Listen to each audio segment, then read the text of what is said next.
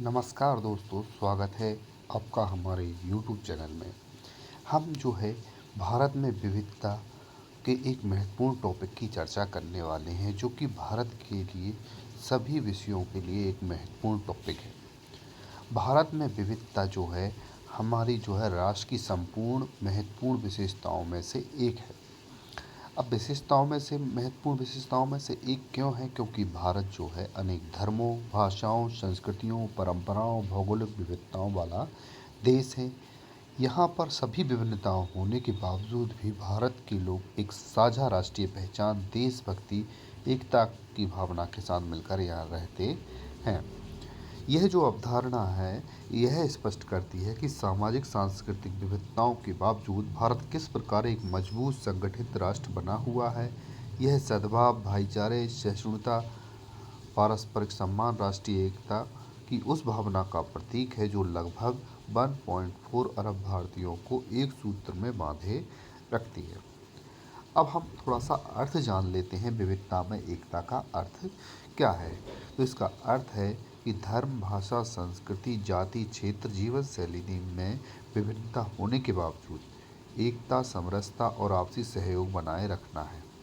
यह अवधारणा यह व्यक्त करती है कि किसी राष्ट्र को विभाजित नहीं करती है। विविधता जो है किसी भी राष्ट्र को विभाजित नहीं करती है, बल्कि उसे समृद्ध, सशक्त और जीवंत बनाती है। भारत के लोग अलग अलग भाषाएं बोलते हैं, धर्मों का पालन करते हैं, अलग अलग वेशभूषाएं हैं, खान पान है, रीति रिवाज है। फिर भी सबसे पहले राष्ट्र को पहले रखते हैं, वह अपने को भारतीय मानते हैं। यह विचार प्राचीन सभ्यता, विरासत और सामाजिक परंपराओं में गहराई से निहित है। यह भी दर्शाती है कि भिन्नताएं प्रकृति का स्वाभाविक हिस्सा है, जबकि एकता आपसी सम्मान, सहिष्णुता, भाईचारे, सांविधानिक मूल्यों के प्रति प्रतिबद्धता का परिणाम है।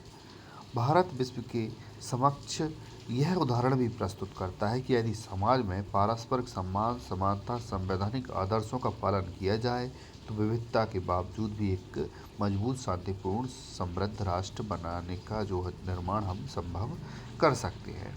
अब क्या क्या विशेषताएं होती हैं विविधता में एकता की, तो उनको हम यहाँ पर जान लेते हैं। तो दोस्तों, सबसे पहली जो विविधता में एकता की विशेषता होती है, भिन्नताओं की स्वीकृति। तो भारत जो है अनेक धर्म, आस्था, भाषा, रीति रिवाज, परंपराओं, सांस्कृतिक मान्यताओं का सम्मान करता है और एक जैसी संस्कृति और विचार थोपने के बजाय विविधताओं को स्वीकार कर भारतीय समाज की एक महत्वपूर्ण विशेषता ही है। फिर साझा राष्ट्रीय पहचान या कॉमन नेशनल आइडेंटिटी। हम अलग अलग भाषा, संस्कृति, क्षेत्रीय पहचान के बावजूद भी क्या हम अपने को भारतीय मानते हैं। यह राष्ट्रीय पहचान देश की एकता, अखंडता को सुदृढ़ करती है। वहीं हमारे जो सांस्कृतिक मूल्य की बात करें, शेयर डेमोक्रेटिक वैल्यूज़ की बात करें, तो भारतीय संविधान सभी नागरिकों को समानता, स्वतंत्रता, न्याय और बंधुत्व जैसे लोकतांत्रिक मूल्यों की गारंटी भी देता है। यह देश के नागरिकों को एक सूत्र में बांधने का कार्य करती है। दोस्तों, फिर एक कल्चरल इंटीग्रेशन है। कल्चरल इंटीग्रेशन भी भारतीय संस्कृति जो है, परंपराएं हैं, जीवन शैली है, समय के साथ साथ एक दूसरे को प्रभावित करती हैं। यह सांस्कृतिक आदान प्रदान से संस्कृति और अधिक समृद्ध तथा बहुआयामी बनी है। इसके बाद भावनात्मक एकीकरण की बात करें तो देश में विभिन्न क्षेत्रों, भाषाओं, समुदायों जो लोग हैं राष्ट्र के प्रति समान अपनापन, देशभक्ति, राष्ट्रीय गौरव की भावना रखते हैं। यही भावनात्मक एकता और भारत की विविधता को उसकी सबसे बड़ी शक्ति में बदल देता है। अब हम यहाँ पर यह भी जान लेते हैं कि यह जो विविधता में एकता है वह हमारी वर्तमान की पहचान है, इतिहास में भी ये हमने कर दिखाया है। तो हम जान लेते हैं कि यह प्राचीन काल में कैसी रही, मध्यकाल में कैसी रही और आधुनिक समय में किस तरीके से रही। तो जो भारत की एक जो है सभ्यता है, वह राजनीतिक एकीकरण से पहले अस्तित्व में पहले से ही थी। तो हम पहले प्राचीन काल में देख लेते हैं कि भारत जो है भारतवर्ष के नाम से जाना जाता था। तो जब भारतवर्ष के नाम से अगर हम भारत को जानते थे, तो उस समय सांस्कृतिक, आध्यात्मिक एकता का ये प्रतीक माना जाता था। फिर हम देखते हैं रामायण, महाभारत में जैसे महाकाव्य है, उनमें हम पढ़े, सुने और सम्मानित किए जाते थे। तो इससे हमारे नैतिक मूल्य और सांस्कृतिक एकता को सुदृढ़ता मिलती है। फिर चार धाम, काशी, प्रयागराज, पुरी, रामेश्वर, द्वारका जैसी तीर्थ स्थलों ने उत्तर दक्षिण पूर्व पश्चिम का जो लोगों को जोड़ने में यह महत्वपूर्ण भूमिका भी निभाई है। फिर हमारे प्राचीन काल में तो प्रमुख विश्वविद्यालय थे तक्षशिला और नालंदा, जिससे में भारत तथा विदेशी शिक्षा प्राप्त करने के लिए आते थे, जिससे ज्ञान और संस्कृति विचारों का आदान प्रदान भी हुआ करता था। तो इस तरीके से हम देखते हैं कि इन सभी तथ्यों के आधार पर प्राचीन काल में भी हमारे यहाँ पर राष्ट्रीय एकीकरण की भावना या जो विविधता में एकता के तत्व हमें देखने को मिलते हैं। फिर मध्यकाल की हम यहाँ पर बात कर लेते हैं। तो इस काल में धार्मिक संस्कृति समुदाय के बीच निरंतर संपर्क और संवाद से समन्वित संस्कृति का विकास भी हुआ है। इस समय स्थापत्य कला, संगीत, चित्रकला, साहित्य में हिंदू, बौद्ध, जैन, इस्लामी अन्य परंपराओं को सुंदर समन्वय देखने को मिलता है। फिर भक्ति आंदोलन, सूफी आंदोलन ने भी प्रेम, समानता, सहिष्णुता, मानवता और ईश्वर भक्ति के संदेश दिया तथा इन आंदोलनों ने धार्मिक भेदभाव के ऊपर उठकर सामाजिक एकता, भाईचारे को बढ़ावा दिया है। दोस्तों, फिर हम स्वतंत्रता के बाद जो संग्राम का काल है उस समय भी देखते हैं कि यह हमारी जो विविधता में एकता की संस्कृति और मजबूत हुई। गांधी, जवाहरलाल नेहरू और जो वल्लभ भाई पटेल जैसे नेताएं थे, उन्होंने धर्म, जाति, भाषा और क्षेत्र से ऊपर उठकर भारतीयों को स्वतंत्रता के लिए एकजुट होने का प्रयास किया है।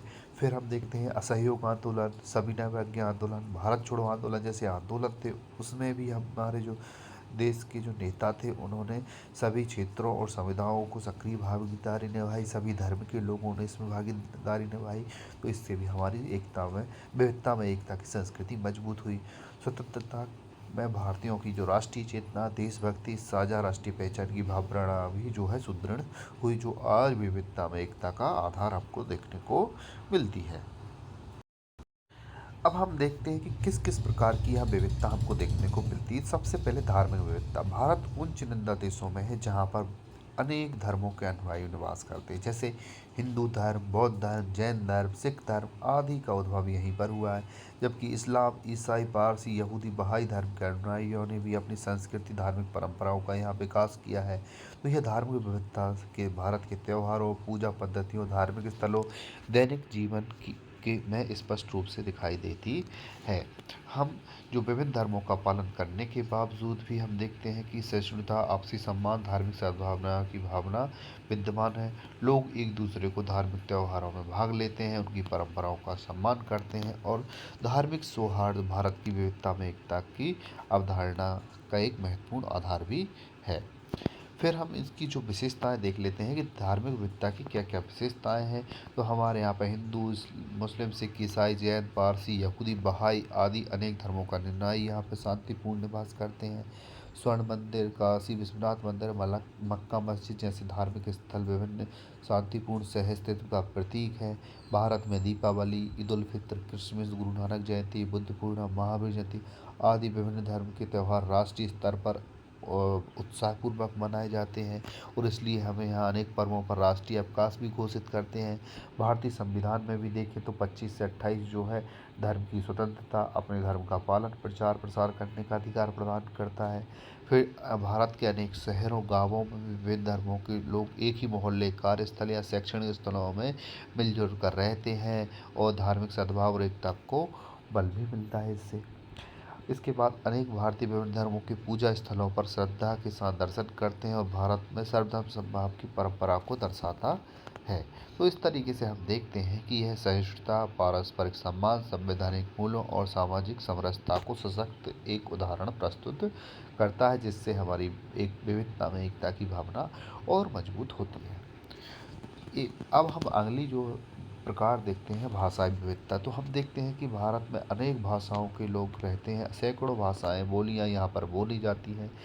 इसके बाद हम देखते हैं कि संविधान में भी जो है 8वीं अनुसूची में 22 भाषाओं को मान्यता दी है, जिससे प्रत्येक भाषा को अपने विशिष्ट साहित्य, लोक कला, परंपरा और सांस्कृतिक धरोहरों को यह साथ में लेकर चलती है।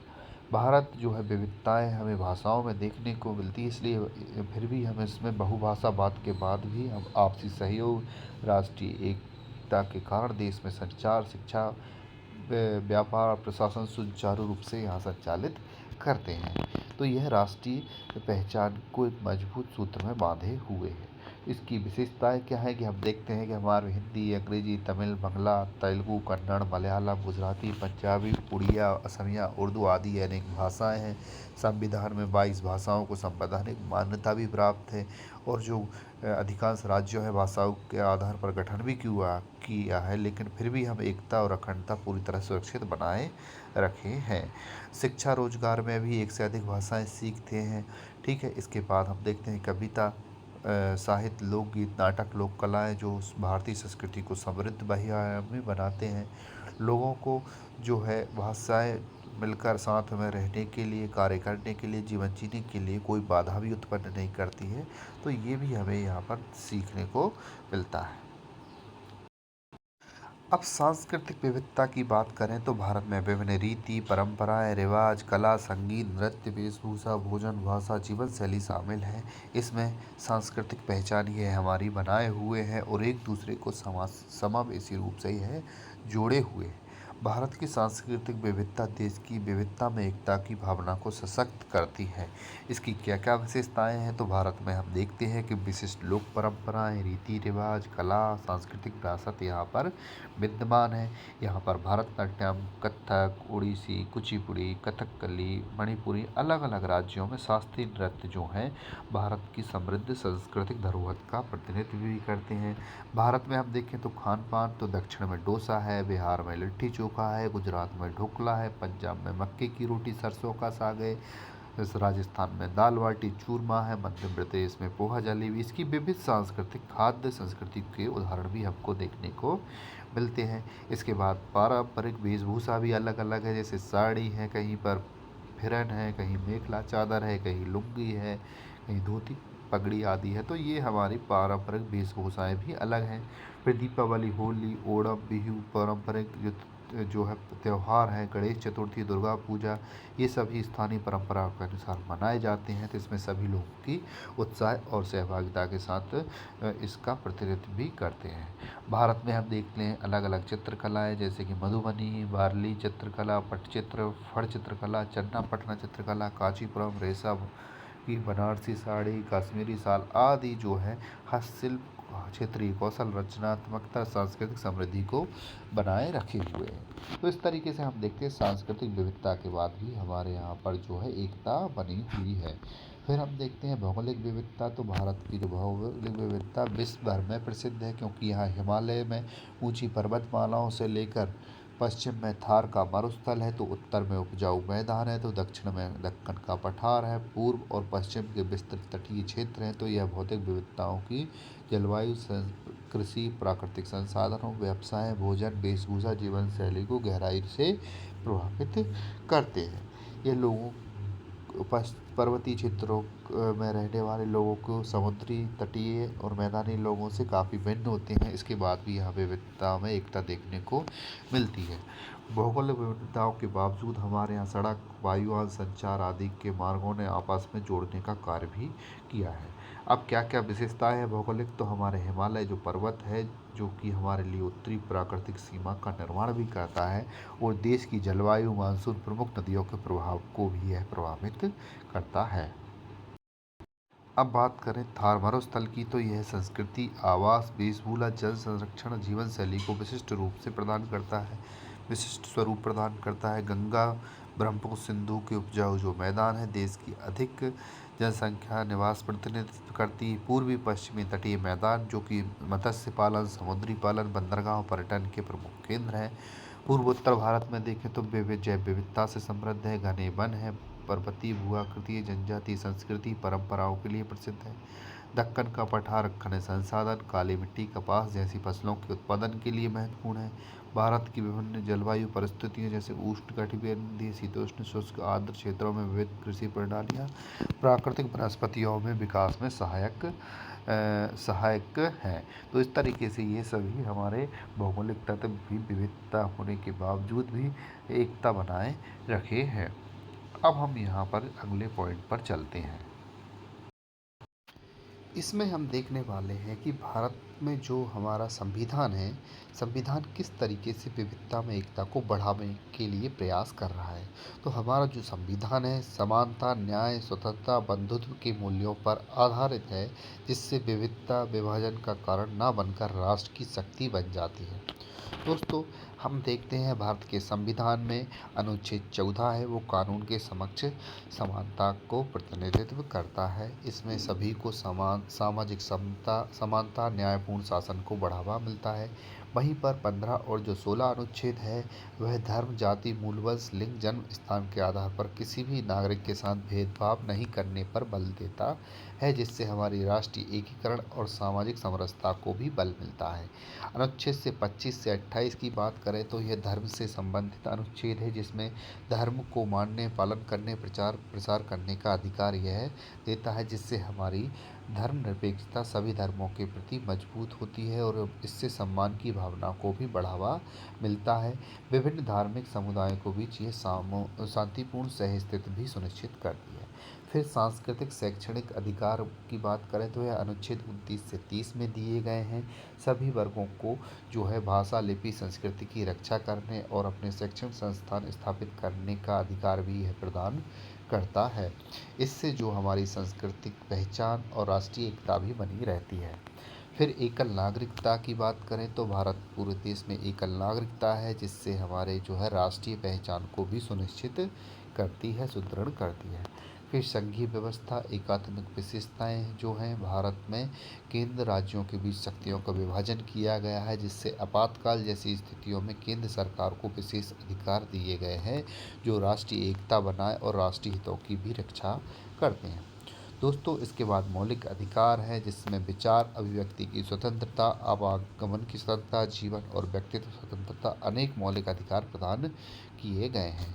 नीति निर्देशक तत्व भी सामाजिक आर्थिक न्याय स्थापित करने में, असमानता को कम करने में, समाज के सभी वर्गों को कल्याण के लिए नीतियों के मार्गदर्शन करते हैं और समावेशी विकास, सामाजिक एकता को प्रोत्साहित करते हैं। मौलिक कर्तव्य की बात करें तो भाषाई, धार्मिक, क्षेत्रीय, सामाजिक भिन्नताओं से ऊपर उठकर सद्भाव, भाईचारे, राष्ट्रीय एकता की भावना को बढ़ावा देते हैं। दोस्तों, जो संवैधानिक कर्तव्य है वो विविधता में एकता को मजबूत करने में महत्वपूर्ण भूमिका भी निभाते हैं। फिर स्वतंत्र न्यायपालिका की बात करें तो सर्वोच्च न्यायालय, उच्च न्यायालय संविधान के संरक्षण है, मौलिक अधिकारों की यह रक्षा करते हैं। राज्य संस्थाओं, समुदायों के बीच जो विवाद हैं उसको निष्पक्ष और शांतिपूर्ण तरीके से समाधान भी सुनिश्चित करते हैं। फिर भाषा की बात करें तो भारत के संविधान में 8वीं अनुसूची में 22 भाषाएं को मान्यता दी गई है और राज्य को अपनी भाषा अपनाने का अधिकार भी यहाँ पर दिया गया है, जिससे भाषाई विविधता के संरक्षण के साथ राष्ट्रीय एकता भी सुदृढ़ होती है। आपातकाल के समय, राष्ट्रीय संकट, युद्ध, बाहरी आक्रमण, आंतरिक अशांति की स्थिति में केंद्र सरकार जो है आवश्यक कदम उठाकर देश की समृद्धता, एकता, अखंडता की रक्षा भी कर सकती है। इसका आप इम्पोर्टेंस देखते हैं कि यूनिटी एंड डाइवर्सिटी जो है हमारे भारत में विविधता में एकता है, उसका क्या इम्पोर्टेंस है। तो सबसे पहला इम्पोर्टेंस है कि यह हमारे राष्ट्रीय एकीकरण को बढ़ावा देती है। धर्म, जाति, भाषा, क्षेत्रीय विभिन्नताओं से ऊपर उठकर जो है राष्ट्रीय एकता, अखंडता को मजबूत करने में महत्वपूर्ण भूमिका निभाती है। दूसरा इम्पोर्टेंस है कि देशभक्ति राष्ट्रीय पहचान को सुदृढ़ करने में महत्वपूर्ण भूमिका है। लोग क्षेत्रीय पहचान के साथ साथ स्वयं को पहले राष्ट्रीय मानते हैं। इस तरह से ये राष्ट्रीय एवं देशभक्ति की भावना को सुदृढ़ करने में महत्वपूर्ण भूमिका है। शांतिपूर्ण सह अस्तित्व को बढ़ावा भी इससे मिलता है, क्योंकि यह सामाजिक तनाव, संघर्षों में कमी लाने में महत्वपूर्ण भूमिका निभाती है। लोकतंत्र को मजबूती मिलती है, क्योंकि सभी समुदायों को समान भागीदारी पर यह आधारित है, इसलिए लोकतंत्र को मजबूती प्रदान होती है। आर्थिक सामाजिक जो है आर्थिक विकास और सहयोग को भी यह प्रोत्साहन देती है, क्योंकि राज्यों के बीच व्यापार, निवेश, परिवहन, आर्थिक सहयोग को बढ़ावा देने में यह महत्वपूर्ण भूमिका निभाती है। फिर सांस्कृतिक समृद्धि और वैश्विक पहचान में के कारण भी जो है इम्पोर्टेंट है विविधता में एकता, क्योंकि यह भाषाएं, परंपराएं, कला, संगीत, नृत्य, विरासत को समृद्ध करती है, जिससे हमारी भारत की पहचान भी स्थापित होती है। पारस्परिक सम्मान एवं सहिष्णुता का विकास। विभिन्न धर्मों, जातियों, सामाजिक समूहों के बीच आपसी सम्मान, सहयोग, सहिष्णुता की भावना को बढ़ाती है, जिससे पारस्परिक सम्मान और सहिष्णुता की भावना का जो है विकास होता है। मौलिक अधिकारों और समानता की रक्षा करती है। इसके बाद राष्ट्रीय सुरक्षा को सुदृढ़ करने में महत्वपूर्ण है, क्योंकि जो है आक्रमण, अगर बाहरी आक्रमण होते हैं, आतंकवाद, आंतरिक सुरक्षा को अधिक प्रभावी ढंग से सामना कर सकते हैं, जिससे हमारी राष्ट्रीय एकता मजबूत होती है। सामाजिक सद्भाव भाईचारे को बढ़ावा देती है, जिससे हमारे विश्वास और सौहार्द को बढ़ावा मिलता है। समावेशी विकास को प्रोत्साहन देती है, जिससे जो है शिक्षा, रोजगार, सामाजिक जीवन और सामाजिक समुदायों में जो शासन करने में सभी को समान अवसर प्रतिनिधित्व मिलता है। अंतर्राष्ट्रीय प्रतिष्ठा में वृद्धि करती है, क्योंकि भारत सबसे पहले सफल बहुसांस्कृतिक लोकतांत्रिक देशों में से एक माना जाता है। अब क्या क्या चुनौतियां हैं वो भी देख लेते हैं। दोस्तों, सबसे पहली चुनौती है सांप्रदायिकता का बढ़ना। तो भारत में जो है धर्म के आधार पर विभाजन, अविश्वास, हिंसा की घटनाएं जो है इसको गंभीर चुनौती प्रस्तुत करती हैं। इसके बाद दूसरा कारण जो है चुनौती का वो है जातिगत भेदभाव और सामाजिक असमानता, क्योंकि हमारे यहाँ पर जातिगत भेदभाव, छुआछूत, सामाजिक समानताएं समाज में विभाजन उत्पन्न करती हैं। समानता सामाजिक न्याय के संवैधानिक आदर्शों का प्रभावित करती हैं। फिर क्षेत्रवाद, पृथकतावादी प्रवृत्तियाँ की बात करें तो यहाँ राष्ट्रीय एकता, अखंडता को चुनौती है बनती है। भाषाई विवाद की बात करें तो यह भी हमारे लिए एक चुनौती है, जो कि राष्ट्रीय एकता और भाषाई सहिष्णुता के बीच में मतभेद उत्पन्न करती है, जो विविधता में एकता के लिए चुनौती है। फिर सोशल मीडिया पर दुष्प्रचार, घृणा फैलाने वाली जो सामग्री होती हैं वह भी तनाव, अफवाह, अविश्वास पैदा करते हैं। पहचान आधारित राजनीति जो है वोट बैंक की राजनीति होती है, जो कि सामाजिक विभाजन को बढ़ावा देती है और राष्ट्रीय हितों की उपेक्षा इसमें की जाती है। फिर आर्थिक असमानता के कारण भी जो है असंतोष, सामाजिक दूरी, क्षेत्रीय असंतुलन को बढ़ावा मिलता है। मूल्य आधारित शिक्षा का अभाव होने की वजह से सहिष्णुता, सांप्रदायिक मूल्यों, लोकतांत्रिक आदर्शों, राष्ट्रीय एकता पर पर्याप्त बल नहीं दिया जाता, जो समाज में आपसी सम्मान, भाईचारे को कमजोर करता है। जो है सांस्कृतिक गलतफहमियों के कारण भी, इसकी समझ के अभाव के कारण भी पूर्वाग्रह और सामाजिक दूरी को बढ़ा सकते हैं।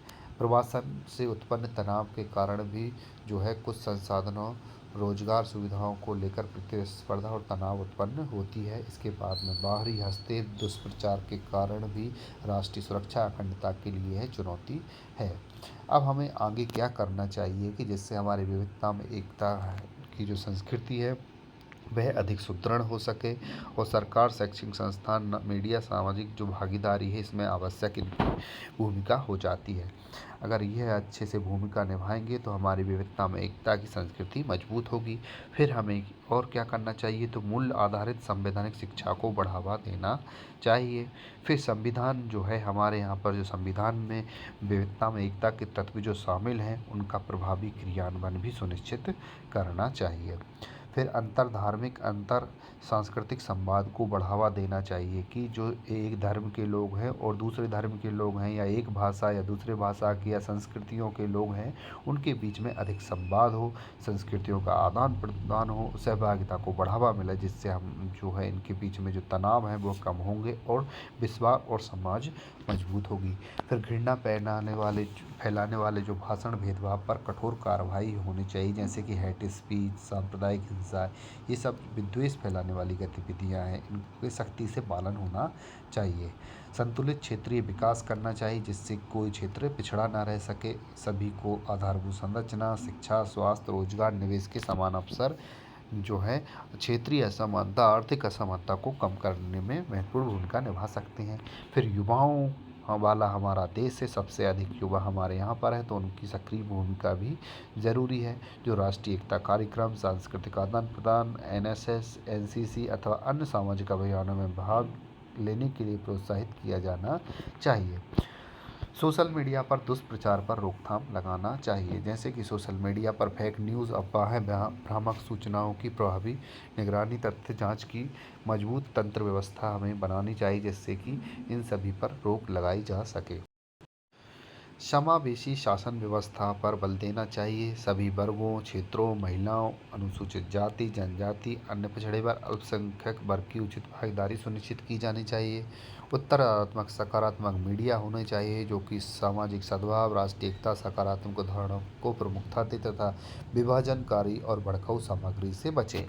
राष्ट्रीय एकता अभियानों को सशक्त बनाना चाहिए, जैसे एक भारत श्रेष्ठ भारत, राष्ट्रीय एकता दिवस, सांस्कृतिक विनिमय कार्यक्रम, अन्य राष्ट्रीय अभियानों को अधिक प्रभावी बनाकर राज्यों और समुदायों के बीच सांस्कृतिक जुड़ाव को बढ़ावा देना चाहिए।